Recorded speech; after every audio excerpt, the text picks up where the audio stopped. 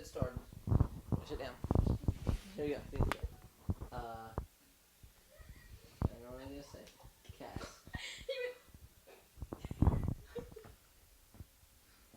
Are you ready? Not really. She is saying I'm the little kid who can't handle myself. I know. Let's make eye contact. Yeah. Okay, we're going to try this again.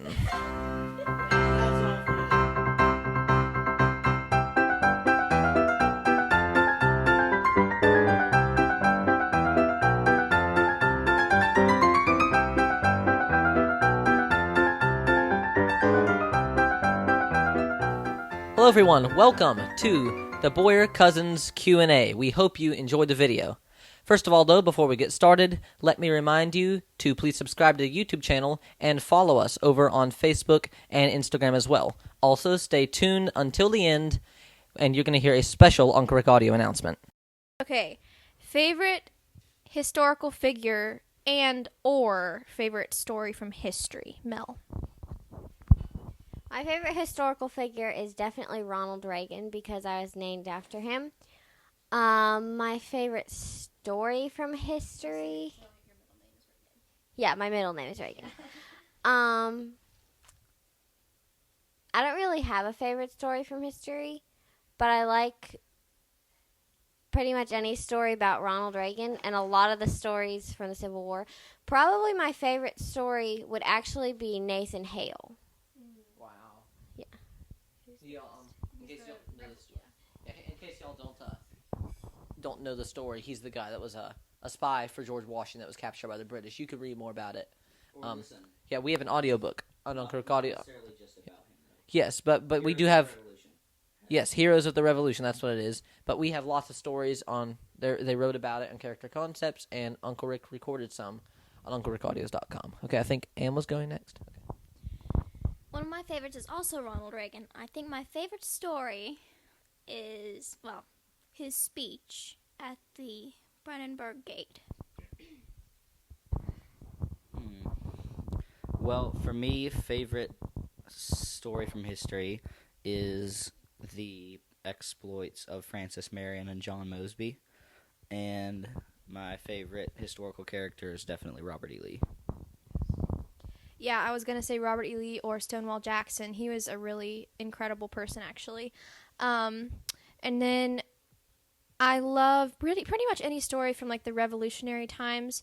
I mean, I'm probably a little bit biased just because I grew up listening to those, like, the Uncle Rick audios about that.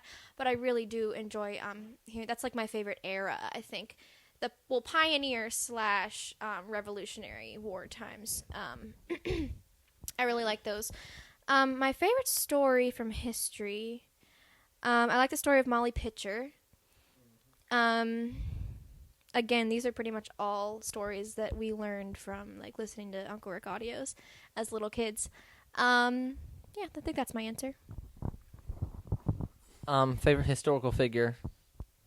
Couple. I don't know that I can narrow it down to one, but without question, I have Thomas Jefferson, Stonewall Jackson, Colonel Mosby, and my his first name is leaving me now. John Mosby, right? Yeah, I completely forgot his first name there, but that's I don't know if we talked about it earlier, but Nana's Big Yellow Lab. That's who he's named after, Mosby. You've probably seen him. He made some guest appearances in a couple of the podcasts, unbeknownst to us. Y'all can't see him in the camera angle, but he is snoozing right over Yeah, he is. Yeah, maybe we'll get a little video of him there for you later, maybe. But I think that does it for favorite historical figures. Favorite story. I really like the story of the Battle of Chancellorsville, because that was when Robert E. Lee just demonstrated such amazing war tactics. I really like the story about Washington crossing the Delaware, where he went and attacked the Hessians at Trenton and then went on to Princeton and captured the supplies there. That'd probably do it. I really like the story of Alvin York in World War I as well. We mentioned the podcast. If you haven't checked out our Nana's podcast, it's Moments with Marilyn, and it's on YouTube, it's on Facebook. Definitely give us a follow on there, and you guys can keep up with us. Also, Apple Podcasts, Spotify, Amazon Audible, Google Podcasts, pretty much anywhere. Just go look. I thought I'd add that in there. Yeah, I forgot about those. Pretty much anywhere. Okay, and we're just gonna ask. I'm just gonna ask, different people. I'm not gonna necessarily go in order. What is your short and or long term goals? Just for your life in the next few years. Okay. Short term, I would like to get a book published. Maybe start a business. For long term, how much trouble will I get in if I say I don't really have that figured out yet? It's okay. How about Luke? Short-term goals, obviously, get a job. That would be a good idea. And for long-term, I would love to be involved politically. I want to start my own photography business, hopefully in the next year or two. Obviously, a short-term goal is to graduate from high school, which will be next May, and Adam as well. Yeah. So yeah, that, and I want to get a job this summer. Long-term goals, I'd obviously like to, get married eventually, but actually in the next maybe few years, I'd really like to start my photography business and really pick that off the ground, and even maybe dabble a little bit in graphic design and social media advertising. Okay, I keep finishing up, so I'll go now and finish up with Melody this time. Short-term goals. This summer, I'm getting a job, I believe, hopefully at our church that we go to. I gotta start saving up money for a car and such. A little bit more long-term. Houses too. You gotta save up for all that stuff. Long-term goals. When I'm 18, I'm hoping to run for some political office here in Virginia. Some local thing, maybe a county chairman or something. Run for something there maybe. Longer term, hopefully, I would like to become a published author, same as Anne, Melody. Short-term goals would probably be finishing school. That would be nice. Yeah, I'm not sure if I want to go to college yet. I would like to go to college and major in music, but I have to get a job that pays well enough to pay for college. Mel's like, I have to get a job. But I'm also considering, I don't like performing, so I'm considering becoming a private tutor. So she wants a degree in music, but she doesn't want to. Because She doesn't want music. She wants to get a degree in it, but nobody I'd should know, like- and she can't make money out of it. I would like to teach music. Yeah, that's a good. Teaching in general, I would not teach anything above middle school because it would be too hard. Well, old children,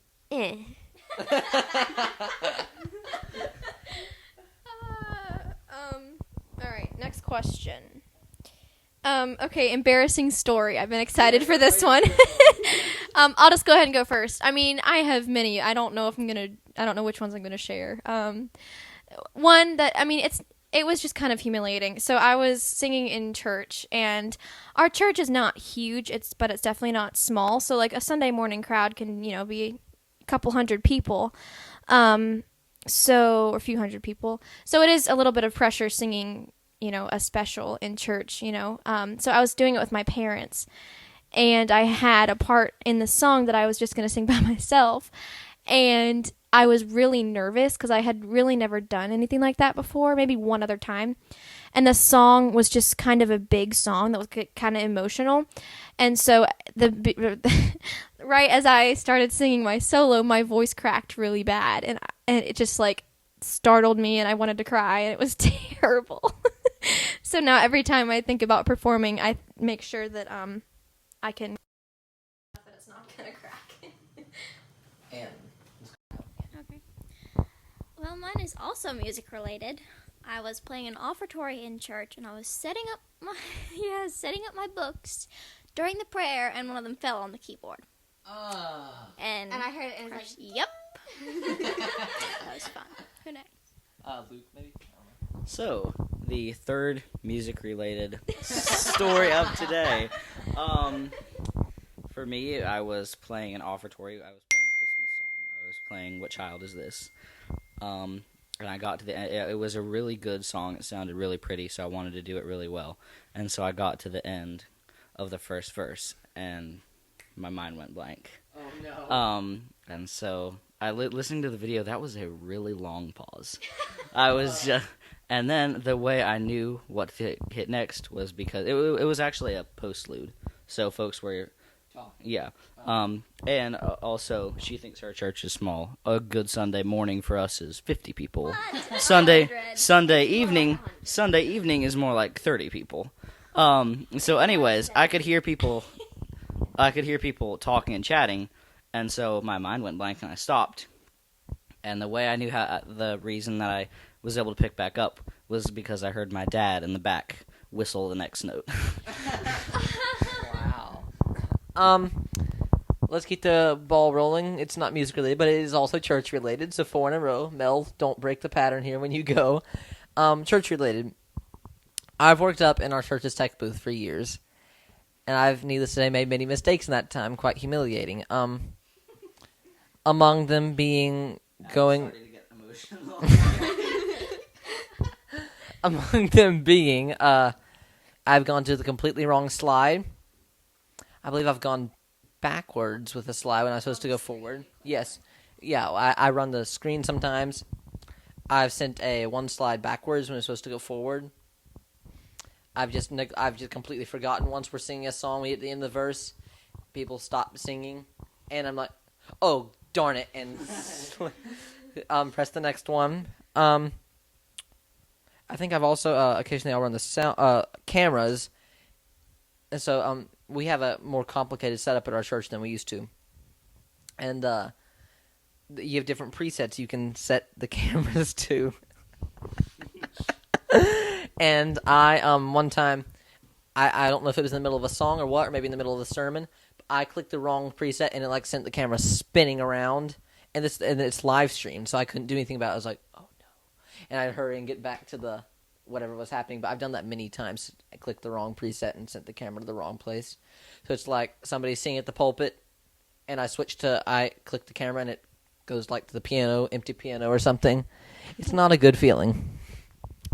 Well, I have 2, Wow, bravery here. but neither of them is music related. One of them is terrifying, and one of them is funny. The funny one was I was at Anne's house, and she had just gotten face paint, and I was all for it. I mean, I like face paint. So she painted my face. Do tell. Yeah, she painted it with green polka dots. No. Green with pink polka dots. It was green polka dots with a pink heart on the cheek. And so then we realized that my dad had come to pick me up, and we couldn't wash it off.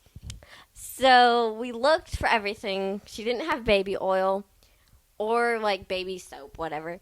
So we used hand soap and scrubbed and scrubbed, but most of it came off, but my eyelids were green.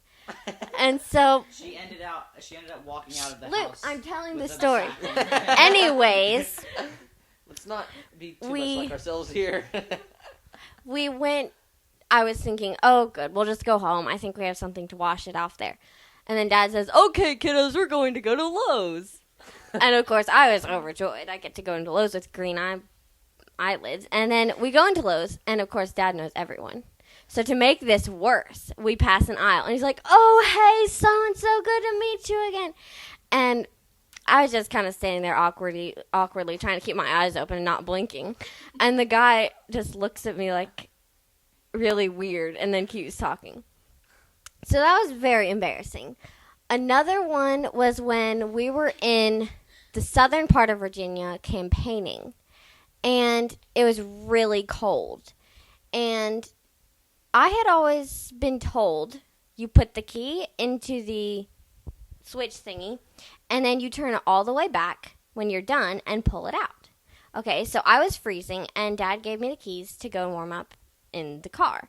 So I turn it on, I warm up, I'm going to get out, and I turn the key all the way back and pull it out, but it won't come out, so I pull harder, and then it comes out.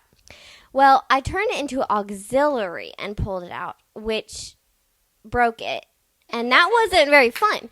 But the thing was, Dad has this habit of getting sticky keys. It's sticky for the front door and the back door. True. And both of his keys are sticky. So I just assumed it was another sticky key. And then he starts it, and it's late at night and freezing cold and 4 hours away from home. And he can't start it, and there's pretty much no one there anymore at the polls. So we have now the option of getting the car started, walking somewhere, or staying there all night until someone can come from another state and try and fix it. Because there wasn't anyone in that state that could come and fix it. You want to say state? Yeah, the nearest state was West Virginia. It was near the West Virginia border. And it was There's way nothing out up there. I know. So way out in the sticks each way, but Yeah, West so- Virginia was closer than Virginia. Anyways, finally, I was praying as hard as I could. It was terrifying. And Dad was annoyed, which meant I couldn't talk to him. And I was so scared. And so finally, he actually goes in there and thinking, I'm praying, oh God, please make it start just this once. I'll pay for it out of my own money if it's like $200, but make it start. And it actually did start, and we got home. And then I got teased about it for like a week, and then it was fixed, and then I was never teased about it again. So it's very embarrassing, but also terrifying. Did you pay the $200 to $300? No, I didn't. It was more like $400, I think. And you didn't pay it? No, he Broke paid your- it for me. Oh, okay. God or your dad? Oh.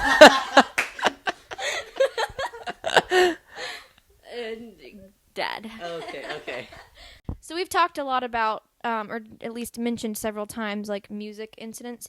So why don't we go around and tell what instrument we play? I play the guitar and kind of the cello. I took lessons for like a year. But you will never see me playing it or anything because it sounds terrible.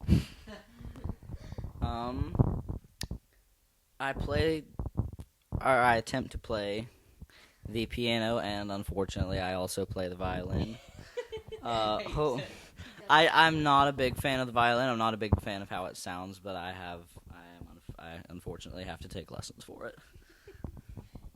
I play the piano and I absolutely love it. I play the piano, the violin, and the flute. And Luke is wrong. He does not play the violin. He abuses it. It's horrible. But I actually really like the violin. Flute doesn't sound as bad when you're first starting out as violin did. She still sounds like a truck backing up. It does. It does, but it can sound better. Okay.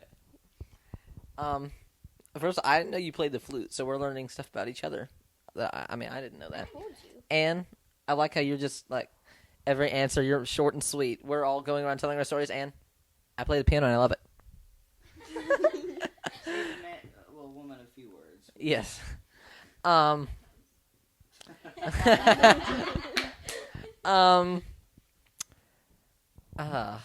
play the piano. That's nothing else. I would like to play other instruments, but I haven't. I'm hoping to play the drums someday. I also think the banjo would be really cool to play. But yeah, I only play the piano. I've taken it. I haven't taken them in succession, but total it's been like 4 years, I believe. 3-4 years I've taken it. But yes, so we have a very piano family. A lot of them, ton of the aunts, uncles play it. They pretty much all learned when they were younger. At least to some extent. Cass kind of knows a little bit of piano. Luke and Mel, me. She's not in this video, but another cousin, Lauren, she knows how to play it. And yeah, I just thought that. Yeah, several of the littler cousins even. Hello, everybody. Welcome to the Character Concepts News booth. This is a breaking alert. Uncle Rick Boyer has recorded hundreds of audios in the past, and now he puts this material at your fingertips digitally with the Uncle Rick Audio Club. He has recorded hundreds of audiobooks of all different sorts of genres. Isn't that right, Luke? That's right, Adam. History, Bible, adventure, biographies. It's incredible. There's so much material. Luke, tell us a little bit about the Uncle Rick Audio Club. You get 2 great audios a month for $10. That's a $30 value, including occasional bonus audios. That's right. And you get a 30-day free trial optionally. You can cancel at any time. But what's special about this limited time offer? What? $130 worth of free merchandise from the Uncle Rick Audio Club if you sign up for a limited time only. Thank you so much for watching the Character Concepts News Booth. This has been a Breaking Alert.